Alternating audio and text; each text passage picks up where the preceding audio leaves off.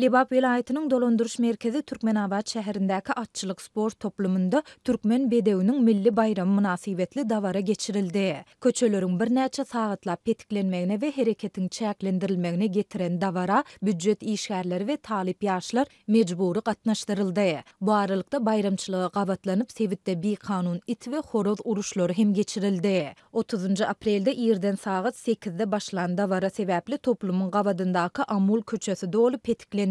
Avtologlar aýlawly ýollary saýlap başga köçelerden geçmeli boldular diýip Azatlyk radiosynyň Sewitdäki habarçysy 1 maýda aýtdy. Şeýle-de atçylyk toplumynyň öňünde ýörite platformasy bolan ulag ýerleşdirildi. Döwlet telewizionynyň işgärleri bu platformanyň üstünde durup at çapyşygy we toplumda bolan beýleki aýdym sazly dawaralary ýazga düşürdiler. Bu dawara adatça bolşýaly büdjet işgärleri we talip ýaşlar mejbury gatnaşdyryldy. Olaryň ählisi meňdeş ak sport eşigini geyipdirler diýip habarçy belledi. Türkmenistanda Türkmen bedewiniň bayramy 1992-nji ýyldan bäri her ýylyň aprel aýynyň soňky ýekşenbesinde bellenilip geçilýär. Bu ýyl 30 aprelde bellenilen bu bayram münasibetli dawaralar ýurduň beýleki welaýetlerinde hem geçirildi. Ahal welaýetindäki halkara ahal teke atçylyk sport toplumunda geçirilen dawara prezident Serdar Berdimuhammedow hem gatnaşdy.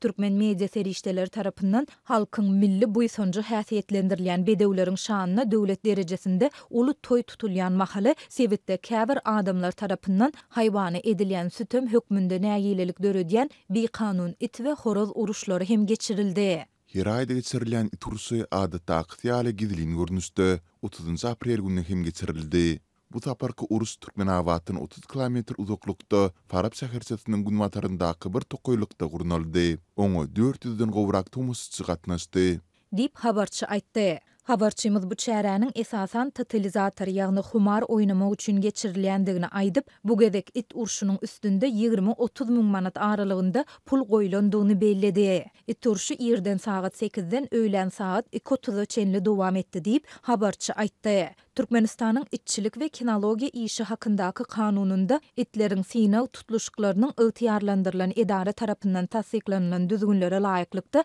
diňe tohum itleriniň arasynda geçirilmeligi aýdylýar. Şeýle-de kanunda aýry tohumly we psihikasy dengelmeýän itleriň arasynda it uruşlaryny geçirmek itlere rehimsizlik hökmünde ikrar edilýär. Mundan başga da Sewitde bir kanun horoz uruşy hem geçirildi. Habarçymyzyň maglumatyna görä Saýat etrawynyň bir obasyndaky howly jaýda gizlin görnüşde geçirilen uruş 29 aprelde giýişlik sagat 6 töwereginde başlandy we 30 aprelde ýerden sagat 10 töwereginde tamamlandy.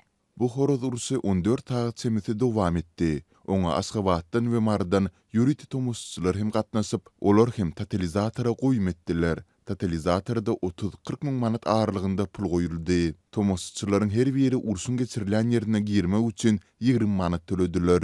Diýip habarçy horoz urşunyň geçirilen ýerinde dürli naharlaryň bişirilendigini we tomoşaçylara satylandygyny hem belledi. Türkmenistanda uzak wagtdan bäri näresmi ýagdaýda geçirilen horoz uruşlaryny düzgünleşdirýän kanun namanyň bardygy ýa ýokdugy anyk belli däl. Ýöne ýurdun administrativ hukuk bozulmalary hakyndaky kodeksine görä haýwanlara rehimsiz garalmagy eger bu haýwanlaryň ölmegine, mejbury soýulmagyna ýa-da agyr şikes almagyna getirse, şonuň ýalda haýwanlaryň horlanmagyna sebäp bolsa, onda ya duýduruş berilýär ýa-da binýatlyk mukdaryň 0,5 bölegine çenli möçürde jerime salynýar. Türkmenistanda itleri we horozlary uruşdurmak däbi ýurtda alybaý itleriniň we ahal teka atlarynyň kultlarynyň döwlet derejesinde östürilýän wagtynda dowam etdirilýär. Galyberse de bu haýwanlaryň kultu östürilýän bahaly häkimetler köçelerdäki itleri we pişikleri köpçülikliň tutup, urup, ýenjip öldürýärler.